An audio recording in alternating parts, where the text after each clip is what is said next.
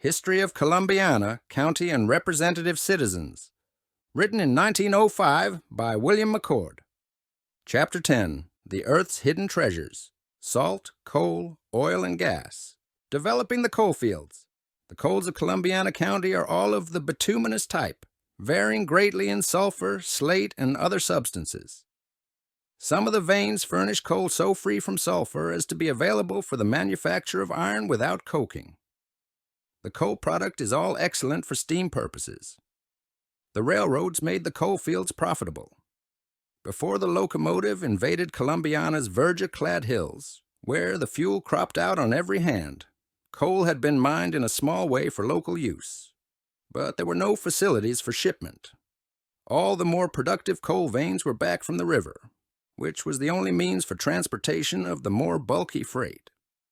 But small local coal banks were opened in the sides of the hills, and the coal replaced the wood to a large extent in many localities.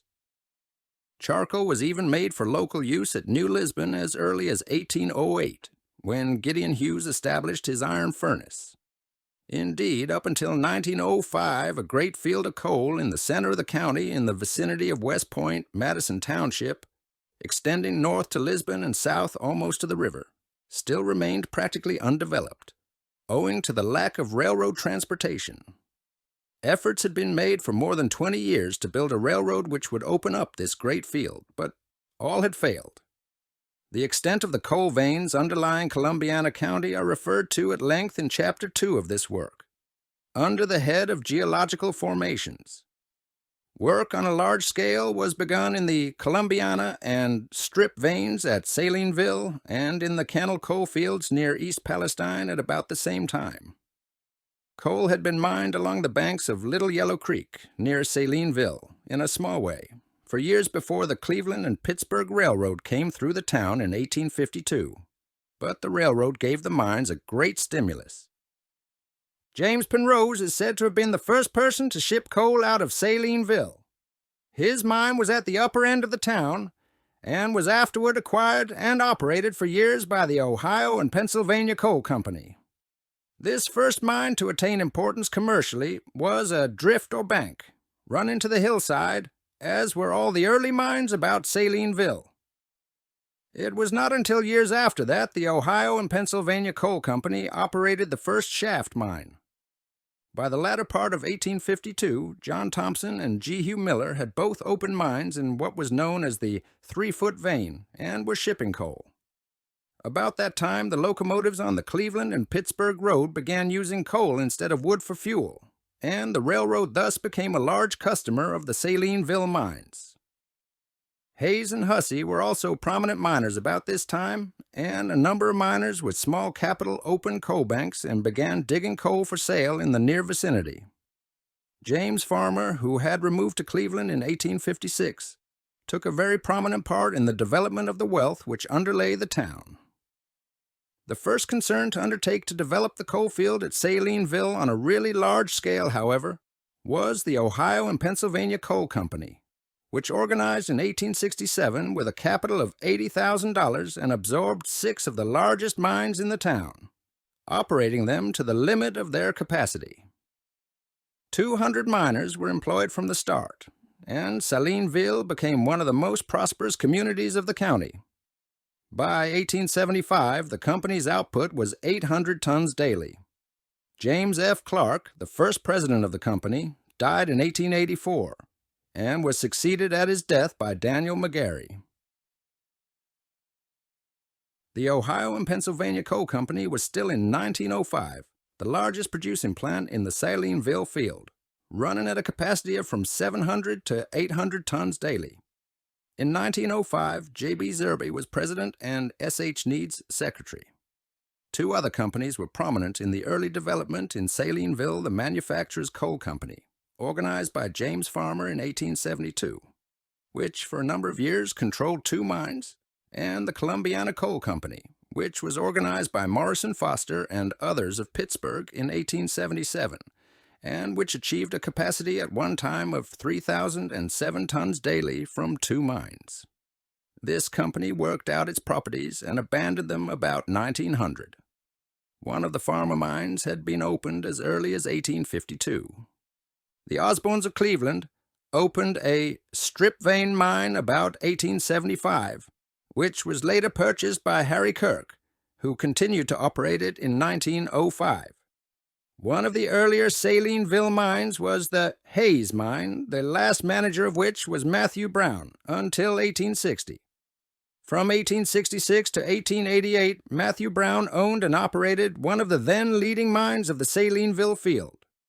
The Big Vein Coal Company of Cleveland in the 1880s sunk a shaft near the Cleveland and Pittsburgh Railroad Station in Salineville, and in 1905 had, for about 25 years, been the second largest producing coal mine concern in the Salineville field. About 1900, the company took over the Cedar Hill mine, but in 1905 the latter had been closed. Frank Osborn of Cleveland in 1905 was president and the largest stockholder of the Big Vein Coal Company. The Davis mine, opened about 1865, was run for some 35 years with varying success. Latterly, Henry Southern had been manager. It was closed down in 1901. Hetherington Brothers opened a mine across the Carroll County line about 1895, which in a few years they sold to the Sterlings of Cleveland. In 1887, the Brown brothers, William E. and John C., bought the Anderson mine, which they operated for many years.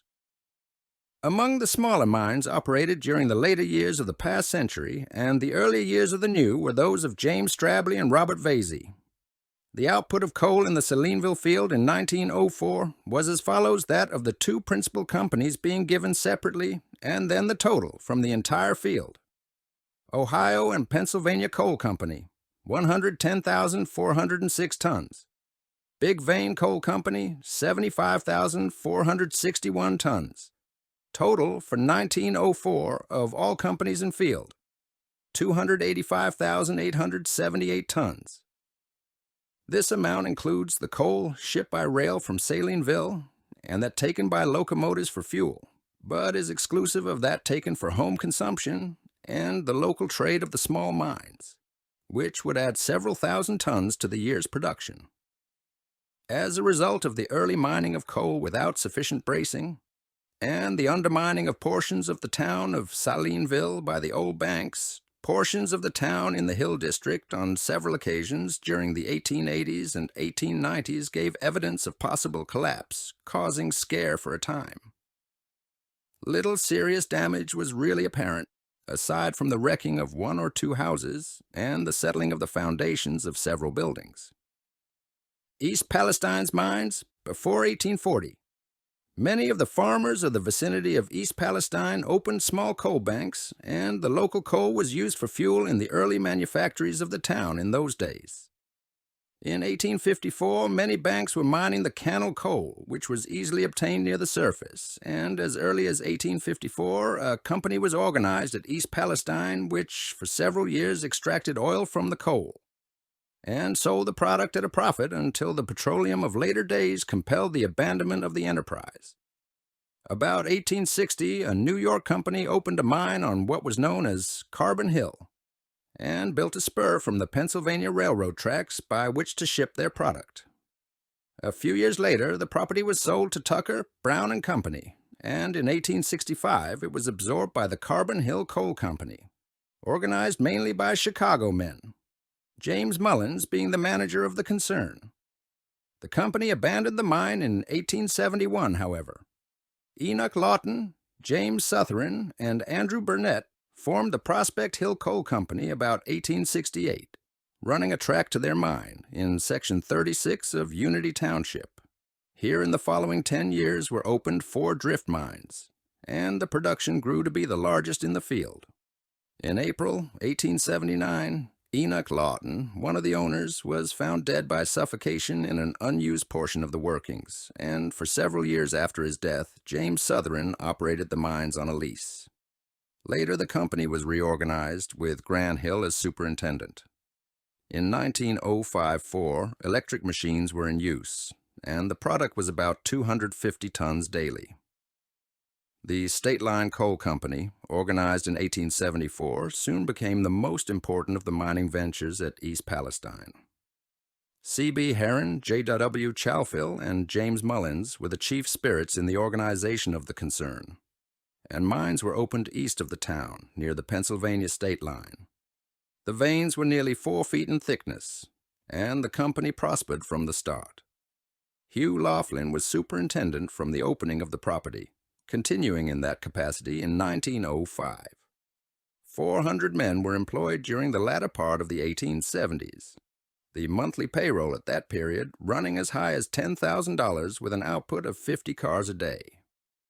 In 1905, the work had extended more than a mile, underground, into Pennsylvania. About an acre per week was being excavated, the daily production being about 350 tons of screened coal. James Mullins was president, and W.W.J. Mullins, secretary and treasurer. Coke industry at Leetonia. Early in 1866, the coal mines of the Leetonia Coal and Iron Company, afterward the Cherry Valley Iron Company, were opened to the east of the town of Leetonia, in Salem Township, and there the best coking coal in the county was found. Ovens being erected immediately in connection with the company's furnaces. About 1874, extensive mines were opened by Cleveland parties on the Samuel Shelton Farm, on the line of the Niles and New Lisbon Railroad, and operated for many years. Coleman and Thompson, a Cleveland firm, began operations nearby about the same time.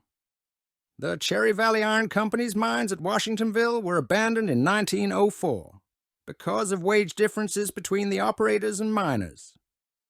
Prior to that date, they had been running at a capacity of from 250 to 300 tons a day. In 1905, the company had in operation 200 coke ovens. Connellsville coal was used in the making of coke in these ovens. The Niles and New Lisbon Railroad, completed through this section in 1866, and touching the towns of Washingtonville, Leetonia, Franklin Square, and Tea Garden, proved a great incentive to the development of the coal lands at those points. The construction of the Pittsburgh, Lisbon, and Western Railroad from New Galilee, Pennsylvania, into New Lisbon in 1887 also greatly stimulated the coal mining industry along its entire length and in the neighborhood of the county seat as well.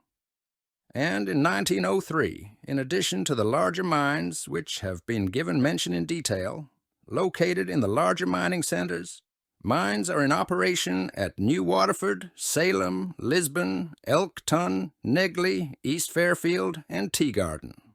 The ownership of these mines, number of men employed, etc., are mentioned in the table found in this chapter, which is copied from the Ohio State Mine Report for 1903. Coal production in 1903. The Ohio State Mine Report for 1903 gave reports from 35 mining operators in Columbiana County.